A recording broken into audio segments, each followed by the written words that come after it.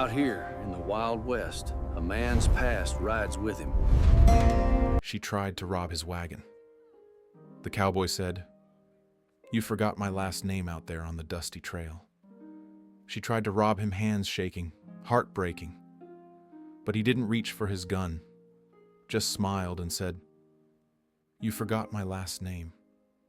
The road was long, and silence spoke louder than any words. He shared his bread. She shared her story, two souls too tired to run. When the bandits came, she stood her ground, and he saw the woman she used to be. That night, by the fire, he whispered, "People deserve one more chance. Same as me." By sunrise, forgiveness rode beside them, and as the sky burned gold, the lonely cowboy found what he'd lost, not money, not pride, but a home in her eyes. Before we begin, take a moment to comment the name of your city. Where are you watching from tonight, and when the story ends? Don't forget to rate it from 0 to 10. The year was 1879, and the Arizona plains burned in the color of molten copper. Dry winds swept lines of red dust across the dead grass fields. The sound of lonely hoofbeats echoed through the vast emptiness, pulling along an old wooden wagon. The man holding the reins was Eli Grant, a widowed cowboy who made a living hauling goods between distant towns. In his eyes stretched a desert made of silence, solitude, and memories long turned to sand. Along the empty trail, a shadow emerged through the haze. A thin woman, clothes torn, hands trembling around an old revolver. Her voice cracked, trembling with fear and desperation. Eli pulled the reins. The horse stopped, dust swirling around him. He didn't draw his gun. He didn't flinch. He simply looked at her calm, steady, like a still lake before a storm. "If you're gonna rob me," he said softly, "at least look me in the eye." In that moment, there were no longer a thief and a victim, only two weary souls standing face to face. The woman hesitated, tears welling in her eyes. And then Eli sighed, his voice fading into the wind like the last breath of daylight. "You forgot my last name." Time seemed to stop. Her hands shook, the gun slipped, and tears fell onto the sand. Eli didn't scold her. He simply reached for his canteen and held it out. In the crimson dusk, the line between right and wrong dissolved, leaving only two broken hearts and a second chance, quietly unfolding in the harsh land of the West. Part 1. The Stranger in the Dust. The sun was sinking behind the red rock ridges, spilling its final light across the Arizona desert like dying embers. The wind carried with it the scent of dry soil, harsh, bitter, and lonely. Eli Grant tightened the reins, his weathered eyes fixed on the road ahead. His horse moved slowly, steady but tired. Behind him, an old wooden wagon creaked beneath the weight of a few sacks of flour, some dried meat, and a half-empty barrel of water. Once, Eli had a home, a wife, laughter on the porch at sunset. Now, there was only him and the desert. The wind was his only friend, the dust, his only companion. Each hoofbeat sounded like a sigh, the weary rhythm of a man drifting between memory and survival. He had never forgotten his wife's face, soft eyes, gentle hands that once kept him from turning violent. Her death, the result of a robbery on this very road, carved a wound so deep that Eli never truly healed. Since then, he chose silence, chose kindness, chose to help strangers as if paying back a debt to life itself. And just when he believed nothing could stop his journey, she appeared, framed by the blood-red light of dusk, A frail woman stood in the middle of the road, holding a rusted revolver with trembling hands. But as Eli drew closer, he saw the fear in her eyes, fear greater than desperation. It was Clara Wynne, the girl he once saved years ago from a gang of human traffickers near Prescott. Back then, she was barely 18 thin, terrified, clutching her younger brother in her arms. Now, she was hardened by life, sunburned, scarred, her hair tangled with dust, and her eyes clouded by both guilt and emptiness. Eli recognized her immediately, but he said nothing. He simply reined in his horse, eyes calm, voice low. "Where are you headed? With that gun?" His tone carried no anger, only quiet fatigue. Clara stepped back, voice hoarse. I just need food." The wind rose, swirling the red sand around them. Eli lowered his head, reached into the wagon, and pulled out half a loaf of stale bread and a small flask of water. He approached slowly, careful not to startle her. "Here," he said softly. "It's not much, but it's enough to share." She hesitated, eyes flickering with both fear and disbelief. "Aren't you afraid I'll shoot you?" Eli gave a faint smile, the kind only men who have lost too much can give. "If you were gonna shoot, you'd have done it already." The world went still. Even the wind seemed to pause. Then Clara's hand shook as she reached for the bread, tears streaming down her face as she bit into it. She tried to hide her sobs, but in the desert silence, they sounded louder than the wind. Eli turned away, kneeling beside the wagon to pour water for his horse. He didn't ask questions. He didn't judge. He knew sometimes silence is the only kindness a broken person can offer. When the last light faded and the sky turned deep violet, Eli finally spoke again. "It's getting cold. There's room on the wagon. If you need a ride, hop on." Clara looked at him, stunned. The man she had just tried to rob was offering her a seat beside him. Something cracked inside her chest, not fear, but something warmer, unfamiliar, hope. She climbed up quietly, sitting beside him. Neither said a word. The wagon rolled forward again, the sound of wooden wheels blending with the rhythm of hooves and the whisper of desert wind. The moonlight fell across Clara's face, revealing every scar time had left behind. Eli glanced at her, then back at the road. He didn't know it yet, but this journey would become more than a ride through the desert. It would be a road back to the heart he thought he'd buried in the sand. Behind them, moonlight spread across the dunes. Between them, that half loaf of bread lay untouched, small. Simple, but enough to tie together two souls who had both forgotten how to believe. And the audience realizes she hadn't tried to rob for money. She was just trying to survive. And he, the lonely cowboy, had just begun the journey to find the heart he'd lost to the desert. Part 2. The Long Road of Silence. Night descended slowly over the Arizona desert, carving the world into silver and shadow. The moonlight stretched across the sand, reflecting softly on the wagon roof as it rolled through the emptiness. The wind carried the dry scent of wood smoke and dust, weaving through the steady creak of wooden wheels. Eli Grant sat at the front, his hands firm on the reins. Beside him, Clara Wynne sat quietly, her fingers clasped together in her lap, her breath trembling in the cold.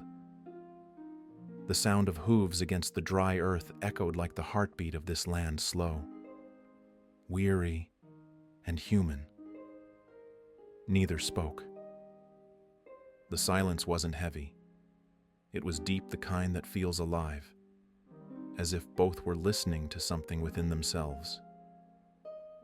The night air whispered through the cracks of the wagon, tugging gently at Clara's tangled hair, brushing across her face. She lowered her gaze, unwilling to meet the eyes of the man beside her. Each time the moonlight touched Eli's face, she glanced at him, that calm, unreadable face carved from dust and grief. There was something in his eyes, something quiet and broken, that made her wonder why he hadn't turned her in, why he wasn't angry, why he still offered kindness when she'd aimed a gun at him. Eli sat tall and steady, his shoulders broad beneath the worn leather coat, his hands rough but controlled on the reins. That composure, that quiet strength reminded her of her father, who'd gone north looking for work and never returned. Since then, she had worn toughness like armor, but inside was only fear and the ache of surviving too long. She finally spoke, her voice hoarse and uncertain. "Aren't you going to ask why I did it?" Eli didn't look at her. His voice came low and even, like the wind moving through the canyon. "Don't need to ask. I can see it." Clara frowned faintly. "See what?" He paused for a long moment, then answered softly, like words spoken to the night itself. "Not all thieves want gold. Some just want to live one more day." The words fell between them like sand into a dry well, no echo, but deep. Clara turned toward him. Her lips trembled.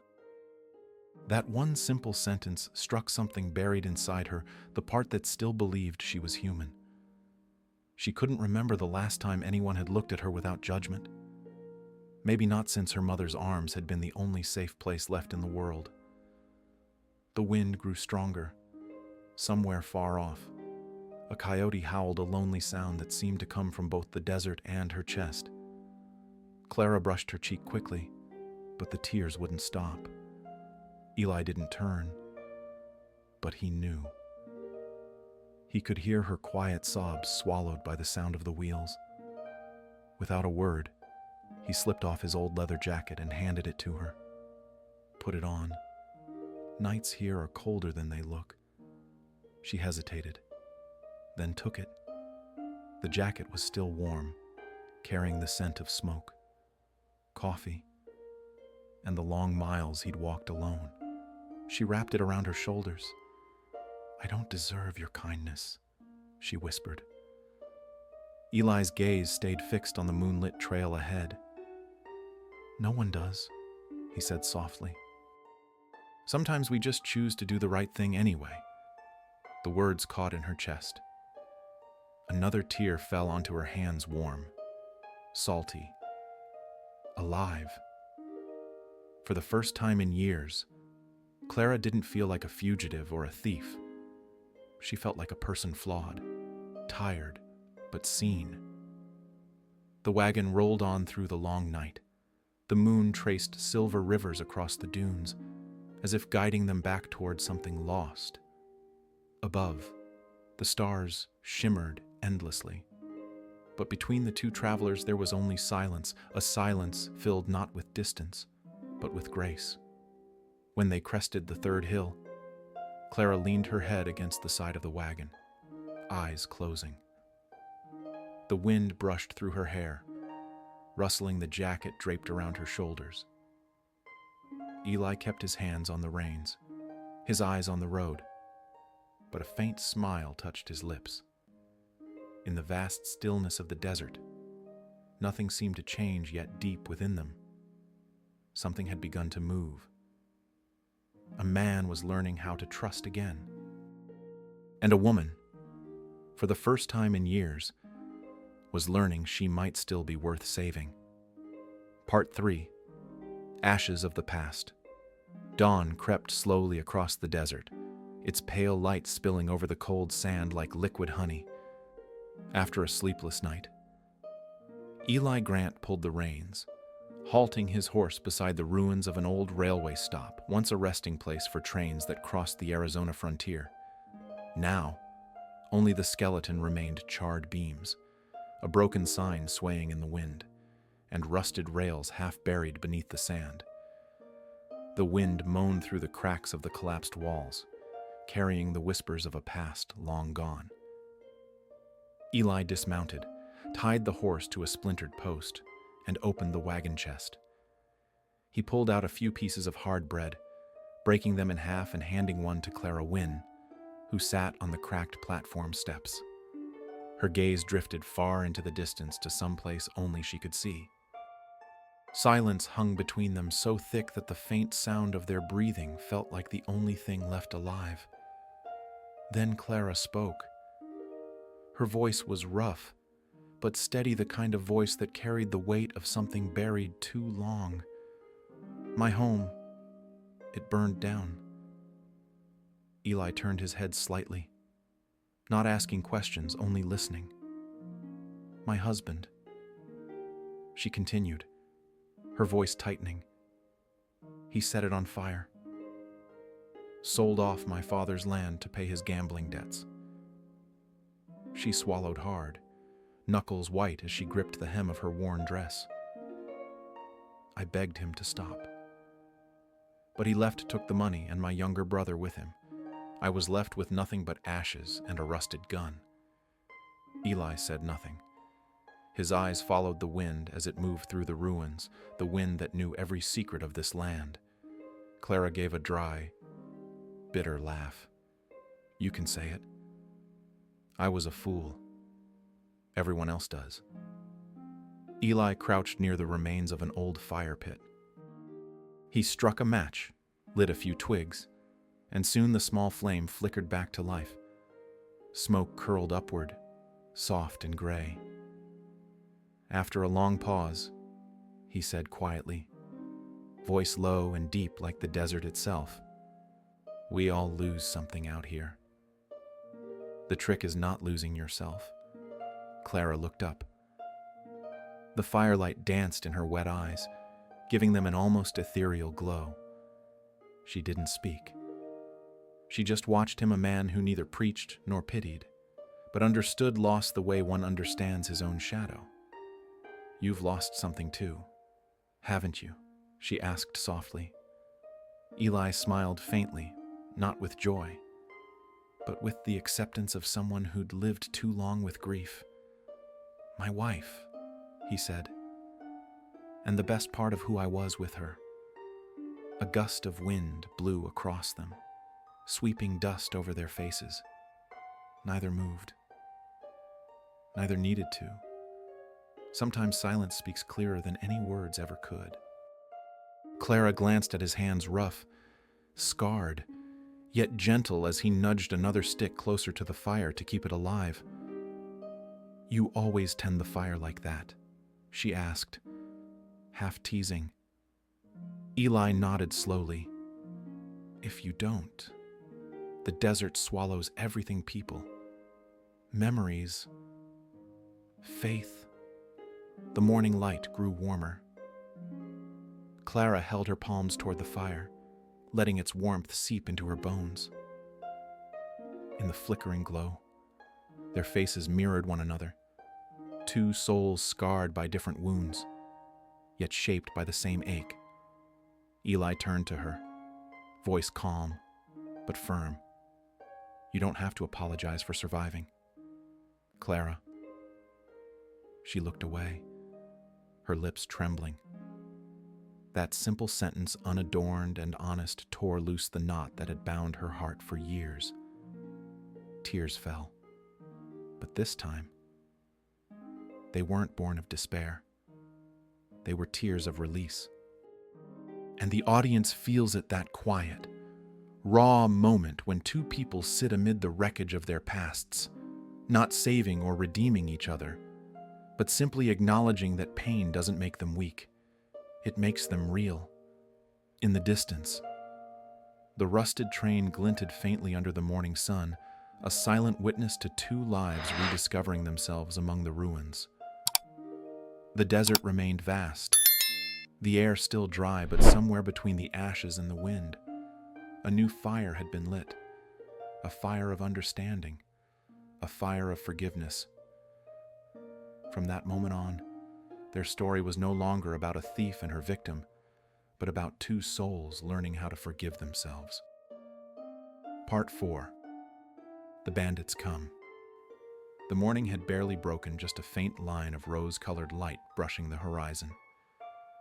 The world was still half asleep, the desert silent except for the soft wind sighing through cactus thorns and the steady breath of the horse pulling the wagon. Eli Grant sat up front, his eyes fixed on the winding dirt road ahead. Behind him, Clara Wynne huddled beneath a leather blanket, her eyelids heavy from a sleepless night. No words were spoken. The peace was fragile, the kind that could shatter with a single sound. And then it did. From far away came a low rumble, the rhythmic pounding of hooves, heavy and violent. Eli's head lifted, eyes narrowing. He knew that sound. Not merchants. Not travelers. Bandits. They always came before sunrise, when fear was sharpest and the world hadn't quite woken. He yanked the reins, pulling the wagon beside a ridge of rock. His voice was calm but firm. "Clara, get down. Stay behind the wagon." She blinked in confusion. "Who are they?" Eli didn't answer. He unholstered his Colt, checked the chamber, and listened to the sound drawing closer laughter. Whoops, and the sharp whistle of men who thought they owned the desert. Clara slid down, but instead of hiding, she froze. Instinct battled inside her, the old urge to flee, the new instinct to stay. She could run. The desert was wide, the dawn still dim. If she ran now, she might live. But then she looked at Eli, standing tall, steady, unafraid. The kind of man who didn't run. The kind who didn't deserve to be left alone. The thunder of hooves stopped just yards away. 5 men rode out of the dust leather coats, faces wrapped in black cloth, revolvers glinting. The leader smirked beneath his scarf, voice rough as gravel. "Morning. Old man, hand over what you've got, and maybe we'll let you keep breathing." Eli's tone stayed level. "There's no need for blood. I've got flour, water, and a few coins. That's all." The bandit laughed, a sound sharp and ugly. "A few coins are enough for a night's fun in town. We'll take 'em." He gestured. 2 men drew their guns and stepped forward. Eli moved almost at the same time. The crack of gunfire split the dawn. A bullet tore across his shoulder. Another shattered the wagon wheel. The horse reared, whinnying in panic. Clara stumbled back, heart hammering. She saw the blood on Eli's arm, saw him still standing, reloading, alone against 5 men. Something inside her broke open, not fear, but fire. Her hand found the small revolver Eli had given her for protection. She stared at it, then at him. She remembered his face that first evening, calm, steady, forgiving the same look he'd given her when she pointed a gun at him. And suddenly, she couldn't stay hidden any longer. "Eli," she screamed. He turned just in time to see her step out from behind the rock, her hands trembling but firm, aiming the gun at the men. One of them sneered. "Who's the lady, your whore, or your widow?" Clara's voice cut through the wind. Low and fierce. "I'm the one you shouldn't have messed with." The next second, gunfire. Her shot tore through the brim of the bandit's hat, spinning it into the dust. He jerked back, startled. They fired back instantly, bullets whistling past her, kicking up clouds of sand. "Get down!" Eli shouted, but she didn't. She kept firing, each shot raw, shaking. full of years of fear and rage finally breaking free. Every pull of the trigger was an act of defiance against the past, against the world that had taken everything and left her nothing but pain. A bullet grazed her arm. Blood splattered down her sleeve. She didn't stop, her teeth clenched, eyes blazing. Eli saw it, the strength, the courage, the redemption burning through her like sunrise after a storm. He seized the moment, stepped out from cover, and fired, hitting the leader square in the shoulder. The man screamed, reeling backward. The others panicked, pulling their reins and galloping away into the rising sun. Silence returned, broken only by the wind and their ragged breathing. Eli turned. Clara was on her knees in the sand, one hand clutching her wounded arm, the other still gripping the gun. He rushed to her, catching her before she fell. Blood seeped through her sleeve, but she was smiling, tired, trembling, but free. "You all right?" she asked through shallow breaths. Eli looked at her hair tangled, cheeks streaked with dust and blood, the same woman who once tried to rob him, now standing between him and death. He reached out, brushed a streak of dirt from her face, and murmured, "You didn't have to do that." Clara's smile trembled but held. "I know, but I owed you, and I owed myself." The words stopped him cold. She wasn't the broken girl anymore. She was a woman reclaiming her worth with courage, with blood, with her own choice. The wind rose, sweeping the red dust into the dawn. The sky blazed with color crimson and gold, reflecting off the scattered shell casings at their feet. And the audience feels it, the power of that silence after violence. It isn't the gunfire that moves them, but the rebirth of two human hearts. Two souls once lost now stood side by side, no longer running, no longer afraid. They hadn't just survived the attack, they had survived themselves. And as the first true light of morning spread across the desert, it wasn't just another day, it was the first dawn of their redemption. Part 5.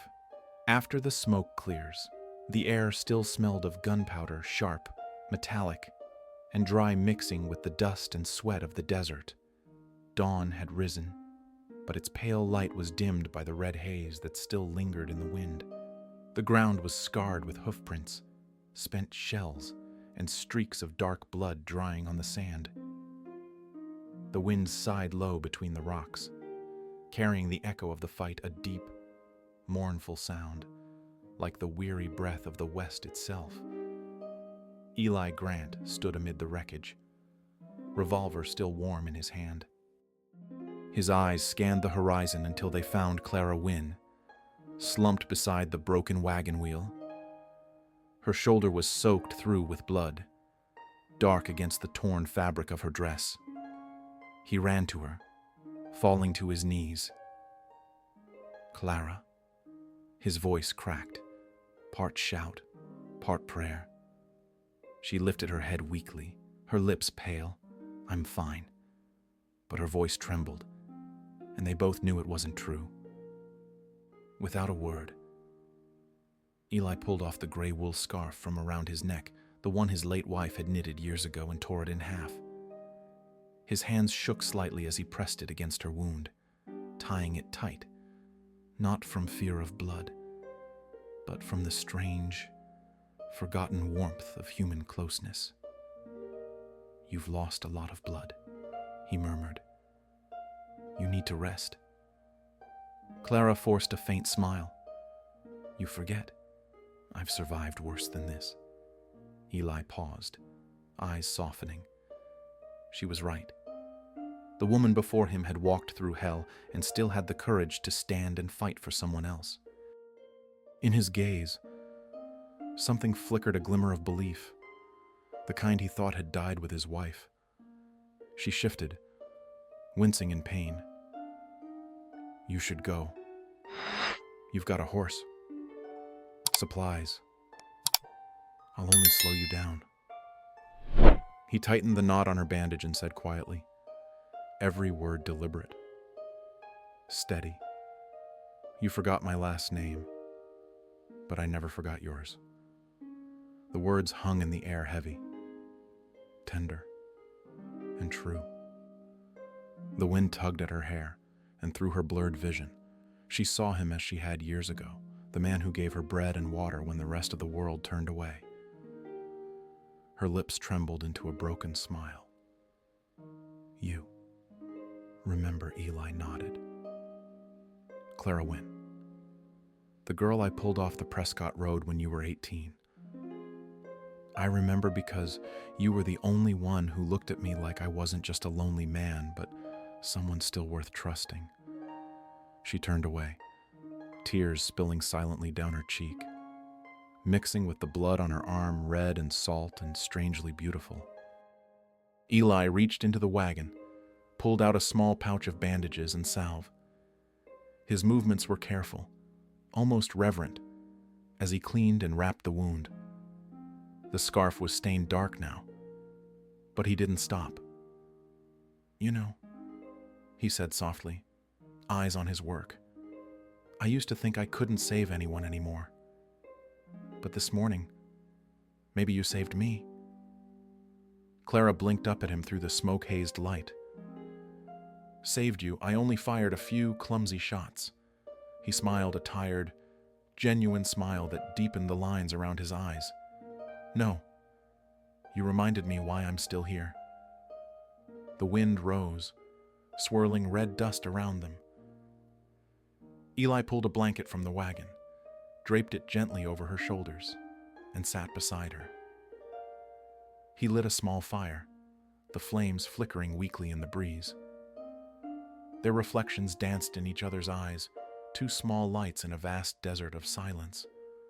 For a long time, they didn't speak. Only the crackle of fire and the soft, uneven rhythm of Clara's breath filled the air. She leaned her head lightly against his shoulder and whispered, I thought you'd hate me forever. Eli shook his head slowly. I don't know how to hate anymore. I just forgot how to trust. Her voice was faint, fading with exhaustion. Then start again. Start tonight. He looked down. She had already drifted into sleep, her face calm, peaceful in a way he hadn't seen before. He pulled the blanket higher, shielding her from the chill wind, and sat there watching as the first sunlight broke over the dunes. Amid the aftermath of violence, two people who had once stood on opposite sides now sat side by side, no guns, no fear, just the fragile thread of something real between them.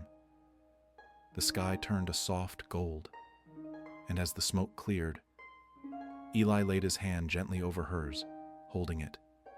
Steady. Sure. The battle was over. But another had begun the quiet fight to keep faith alive, to believe that even broken hearts could love again. And the audience knows, as dawn warms the horizon, in that cowboy's eyes, the fire of love, long thought dead, has been rekindled. Part 6. Shelter in the Storm. The night wind rose, carrying the chill of rain that had yet to fall. Heavy gray clouds hung low over the western sky, and thunder rolled faintly in the distance like the echo of wild horses running across the horizon. Eli Grant steered the wagon off the main road, turning toward a cluster of low hills where a small wooden cabin stood alone in the field of dry grass. It appeared through the mist, crooked, weather-beaten, but still standing. One window shutter banged open and shut in the wind. The porch paint had long peeled away, the wood warped with age, but the door frame still held firm, as if refusing to surrender what warmth remained from better years. Eli climbed down and helped Clara Wynn, her shoulder still bandaged, off the wagon. She shivered as the cold wind whipped across the open plain. He pushed open the cabin door. The smell of old wood and ashes greeted them, harsh but oddly familiar. Inside was little more than a table, 2 chairs, and a stone fireplace long unused. On the wall hung a framed photograph, a woman with a gentle smile and eyes full of quiet kindness. Clara's voice broke the silence. "This was your home." Eli nodded, setting his hat down and brushing dust from the table. It was. He crouched by the hearth, gathering what was left of the firewood. Soon, sparks caught, and the flame began to grow, its golden light dancing over the walls, chasing the shadows away. Outside, the wind howled harder, and rain began to drum against the roof. Clara sat near the fire, hands trembling slightly as she reached toward the heat. Eli poured water into a blackened kettle, stirred in a spoonful of ground coffee, and let it boil. The bitter, warm scent filled the cabin. He handed her a dented tin cup. "Drink. It helps you forget the wind." Their hands brushed as she took it. For the first time, Clara noticed how human his hands were: rough, cracked, scarred, but steady and patient. The firelight caught the photograph on the wall. The woman seemed to smile faintly in the flicker. Clara watched for a long time before asking softly, as if afraid to disturb something sacred, "She was your wife?" Eli followed her gaze and nodded, "Yes." Her name was Mary. Silence. Only the patter of rain and the quiet crackle of fire remained. Then his voice came again, low and reflective, more confession than conversation. "She taught me that forgiveness isn't weakness. It's the only way to stay human in a place like this." Clara's eyes lingered on him, the firelight reflecting off his gray-blue eyes, full of loss and warmth. "You kept this house," she said softly. Even after she was gone, he nodded again, his expression distant. "Because here, I still hear her when the wind blows. And when the rain hits the roof, it reminds me I'm still alive." Clara drew a slow breath. Everything, his calm, his patience, the quiet kindness he'd shown her, suddenly made sense. It wasn't pity. It was continuity, the echo of a love that hadn't died, only transformed. She set the cup down, voice trembling. "She must have been a good woman." Eli smiled, faintly tired, but warm. She believed that no matter how broken people are, they deserve one more chance to be better. "I doubted that, until I met you again." Clara turned her face away, tears slipping down silently. She had never cried like this, not from pain, not from fear, but from finally being seen, truly seen. The firelight flickered over their faces, one man still living through memories, and one woman slowly rediscovering her faith in humanity. Outside, the rain grew heavier, but inside that old wooden cabin, the cold had vanished. Clara whispered, voice trembling but sincere, "Maybe she sent you back to teach me the same thing." Eli didn't answer.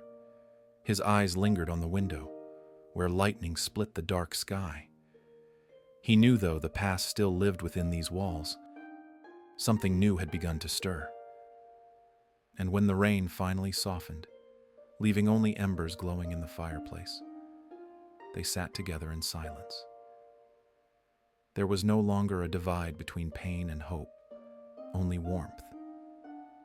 The warmth of an old love quietly giving life to a new one, not yet spoken, but deeply felt. Outside, the storm still howled, but inside that little cabin, they had found the first shelter for their souls. Part 7. The Trail to Redemption. The morning after the storm was clear and sharp, as if the whole sky had been washed clean.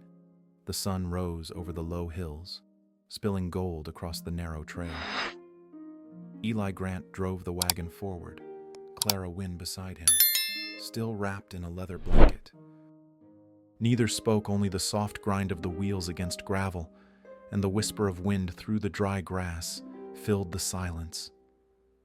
The tension that once hung between them had faded. In its place was something quieter, a bond built from long nights, shared fears, and the kind of understanding that needed no words. Clara gazed ahead at the winding road leading toward Dust Creek, the small town she'd once fled from in disgrace. Today, she was returning not to hide, but to stand tall. Eli's voice broke the stillness, calm and steady. You used to keep books for a ranch, didn't you? Clara nodded. A long time ago. Before everything fell apart. He gave a faint smile. Then help me with the accounts. I've got flour and salt to deliver to the general store. And my handwriting's a crime itself. She blinked at him, surprised. You trust me? Eli didn't answer right away. He just smiled, quiet and sure. If I didn't, we wouldn't be riding together. From his coat pocket, he pulled a small leather pouch tied with string, his only money, payment for the goods. He placed it gently in her hands. Keep this for me. When we're done, you settle the bill and bring it back. The pouch felt heavy in her palm, warm from his touch. Not because of the coins, but because of what it meant. Trust. She stared at it, then at him. You're not afraid I'll run off with it? Eli's voice was quiet, almost like the wind itself. If you were going to, you already would have. I believe people who choose a new road don't turn back to the old one. The words sank deep, soft, but piercing. They rode on, crossing sandy hills and a narrow stream. In the distance, Dust Creek emerged from the haze rooftops, a church steeple, and morning smoke rising through the mist. When the wagon finally rolled into town, Eli climbed down to unload the goods. The shopkeeper counted the supplies and handed the pouch back to Clara. All square, miss, he said kindly. Mr. Grant's always on time. Clara nodded, smiling faintly as she accepted the pouch. Her hands trembled not with fear, but with the memory of who she once was. Every other time she'd held something valuable, her instincts had screamed the same run, survive, take before it's taken from you. But now, she just stood there. Eli turned, watching her quietly. No judgment, no doubt. Clara drew a long breath, stepped forward, and placed the pouch back into his hand. I'm done stealing. Her voice was soft but unwavering. Eli studied her for a long moment. Then he nodded slowly, a quiet peace softening his face, a peace he hadn't felt in years. The sunlight tilted across her features, dusty, tired, yet radiant, as if she'd finally stepped out of the night. She smiled not to please him, but because she was free. A group of children ran by, laughing, chasing each other through the street. Clara's eyes followed them, blurring with emotion. How long had it been since she'd felt she belonged anywhere? Since she'd believed she could still be trusted? Eli's voice came softly, breaking her thoughts. Sometimes doing the right thing doesn't need proof. You just have to know it yourself. Clara nodded, her voice almost a whisper. And if no one forgives you, Eli looked toward the sunlit road ahead. Forgiveness isn't about being accepted. It's about stopping yourself from hating who you were. The words struck deep. Clara lowered her gaze, and one tear slipped down not from guilt, but from release. And the audience feels it that quiet. Beautiful truth. The thief, once desperate and lost, now returns the money with trembling hands. A small act, but one that carries the weight of redemption. The church bell rang in the distance, soft and pure. Eli climbed onto the wagon again, extending a hand. "You coming?" Clara took his hand and climbed up. Their eyes met a silent smile shared between two people who no longer needed words. The wagon rolled forward once more, wheels humming against the golden road. The wind rose, scattering fine dust behind them like threads stitching past to future. Clara glanced back. The wagon tracks stretched far behind them, like ink across a blank page. In that radiant light, the truth became clear. Redemption doesn't begin with forgiveness. It begins the moment you dare to be honest with yourself, and along that red desert road, beneath the rhythm of steady hooves. Clara Wynne had taken her first steps back into being human. Part 8. The Return to Town. The town of Dust Creek sat nestled between the scorched red hills, small, dusty, and alive with the noise of gossip and boots on gravel. It was the place where Clara Wynne's pain had begun, and now, the place where she would face her past. As Eli Grant's wagon rolled down the main street, people began to turn their heads. The slow creak of the wheels, the horse's low whinny, the murmurs spreading like wildfire, and then recognition. Faces stiffened, whispers rose. "Is that her? Can't believe she's back." Heard she held up a wagon on the Prescott Road. Clara lowered her gaze, her hands clutching her coat. Each turn of the wheel was a heartbeat heavy, deliberate, impossible to stop. Eli glanced at her, calm and steady, his expression unreadable. Without a word, he pulled the reins, stopping the wagon in front of the Silver Spur Saloon, the same place where, years ago, Clara's name had been dragged through the mud. He stepped down first, then opened the door for her. She hesitated, her feet rooted in place. Eli's voice came low but firm. "You're coming with me. You don't have to be afraid." She drew in a deep breath and followed. Inside, the room fell silent. The guitar music stopped. Eyes turned. The smell of whiskey and tobacco hung thick in the air. Eli walked to the bar, his boots echoing against the wooden floor. His voice carried through the stillness, deep, resolute, impossible to ignore. "This is Clara Wynne.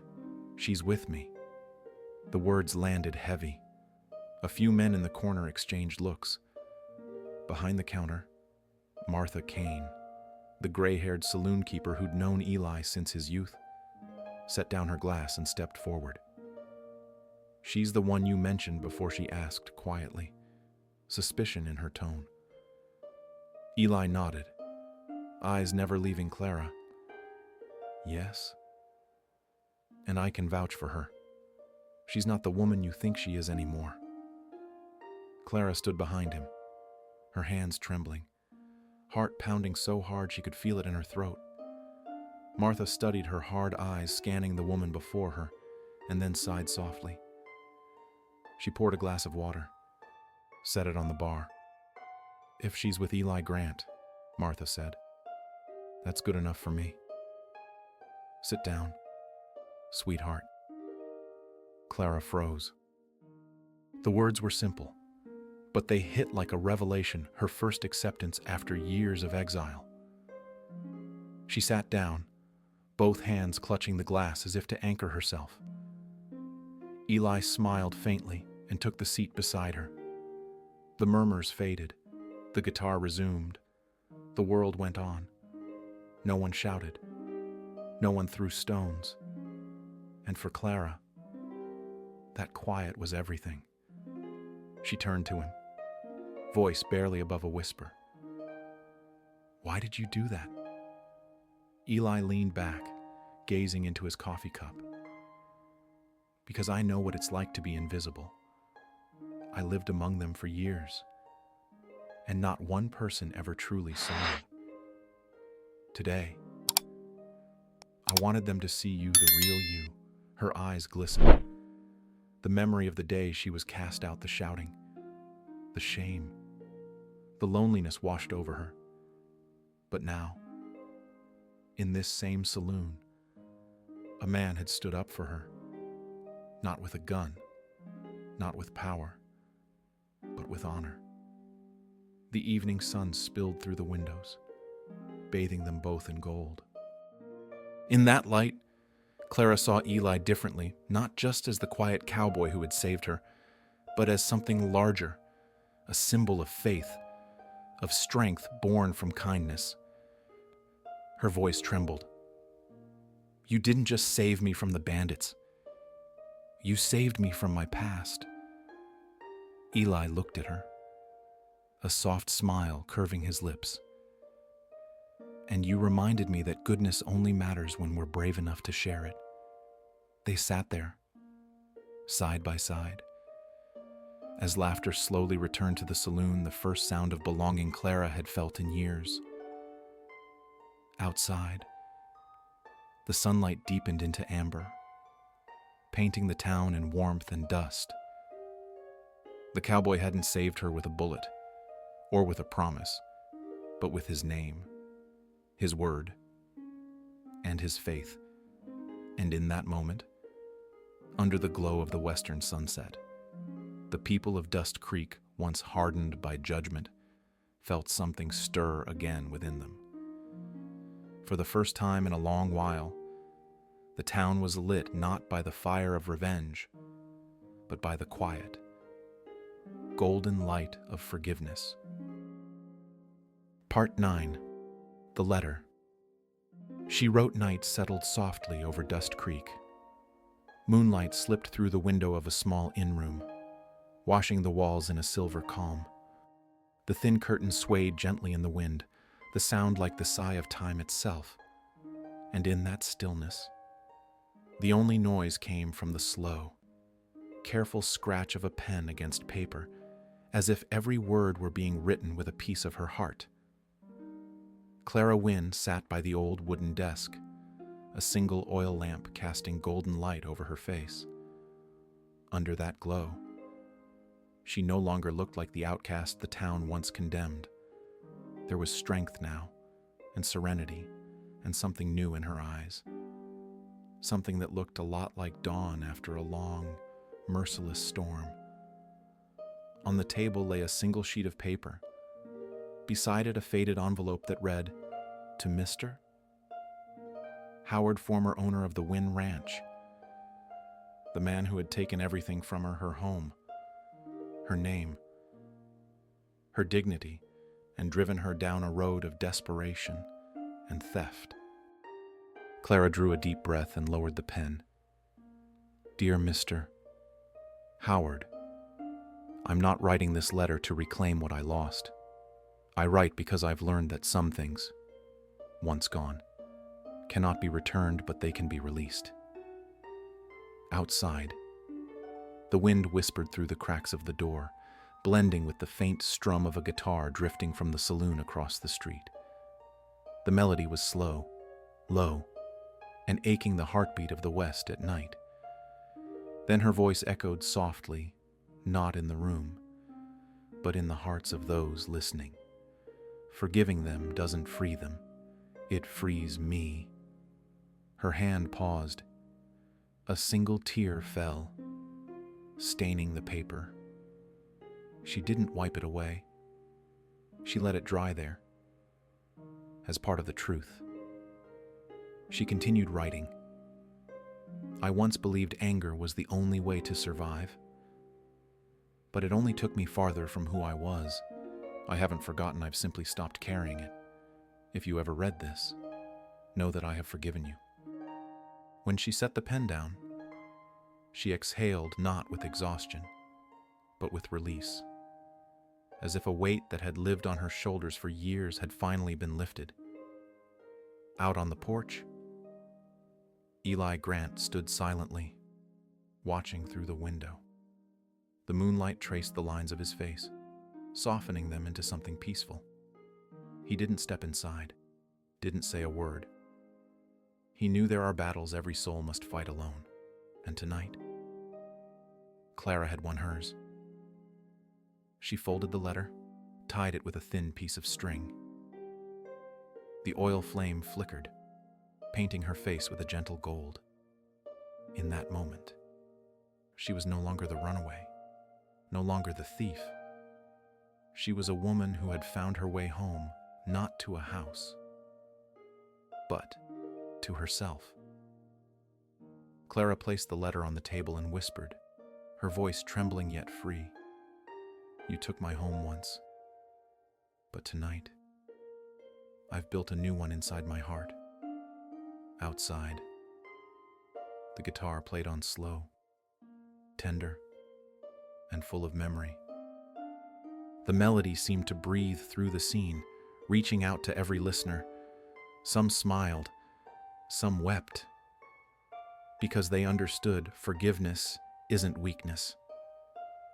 It's the quiet strength of someone who's been broken and still chooses to believe in good.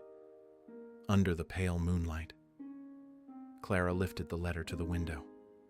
The wind caught it, carrying it into the night, the paper twirling softly in the silver glow before vanishing into the dark. And then she whispered, to the night, to herself, and to anyone still bound by their past. No one is truly free until they let go. In that instant, the audience felt it. The healing wasn't hers alone. It belonged to everyone who had ever held on too long, who had wanted to forgive but couldn't. One letter, one woman, one act of forgiveness. Small as it seemed, it made the whole world inside her finally feel at peace. Part 10. A name in the dust. Dawn crept gently over Dust Creek, veiling the town in a thin mist. Soft gold sunlight slipped through the gaps of wooden houses. The morning breeze carried the scent of coffee, smoke, and earth. The streets were still quiet, with only a few early risers stirring to life. Eli Grant stood outside the small inn. His wagon was ready, the black horse pawing the dirt in rhythm. A leather satchel hung over his shoulder, his eyes fixed on the horizon where the red dust road began again. Upstairs, Clara Wynne still slept. Eli didn't want to wake her, partly because he didn't want her to feel the weight of goodbye, and partly because he didn't know what else to say. Some farewells don't need words, only silence deep enough to be understood. He took off his old cowboy hat and looked at it for a long moment. The inside brim was worn, marked with sweat and sun, carrying the scent of every mile he'd traveled. Then he smiled faintly and hung it on the hook outside her door, a gift, or maybe a message unspoken. He stepped out into the quiet street. The morning light caught his shoulders, stretching his shadow long behind him like the final line of a story written in dust. From the upstairs window, Clara stirred. The sunlight touched her face. Her eyes opened, and there it was, the old cowboy hat hanging silently on her door. She reached for it, her fingers brushing the rough fabric. It was warm, just like him. She opened the door and ran to the porch, calling out softly, "You forgot something, your hat." Eli stopped. He turned. The sunlight hit his face, half in light, half in shadow. He didn't speak, only smiled a quiet smile that said everything words couldn't. Clara stepped down the porch, the hat still in her hand. Their eyes met through the morning haze. No music, no dialogue, just silence, the kind that carries a lifetime. Eli walked back toward her and stopped in front of her. He didn't take the hat. Instead, he reached up and gently touched her hair. "Keep it," he said softly. "It looks better on you." She smiled through tears. "Where will you go?" Eli looked toward the road, his voice calm and warm. "I don't know. But for the first time, I'm not afraid of what's ahead." A light wind blew, lifting the dust around them into a golden shimmer. The sound of hooves, the creak of wood, the quiet pulse of the morning all blending into something peaceful. Eli took another hat from the wagon, a newer one, lighter in color, and set it on his head. He climbed onto the driver's seat, giving her one last look. She stood there, her hair glinting in the sun, his old hat pressed to her chest. They didn't say goodbye. They didn't need to. Between them now was something that didn't need naming: trust, gratitude, and a love too deep for words.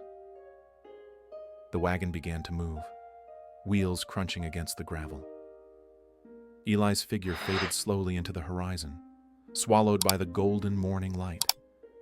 Clara stood there, watching until he became nothing but a shimmer in the distance. Then, with trembling hands, she lifted the hat and placed it gently on her head. The camera lingered, her face soft, her eyes alive, her smile peaceful. The final shot, Eli's footprints fading in the dust as the wind swept them away. On screen, the words appeared. He left his hat, but she kept his heart. The guitar played slow, tender, and full of warmth.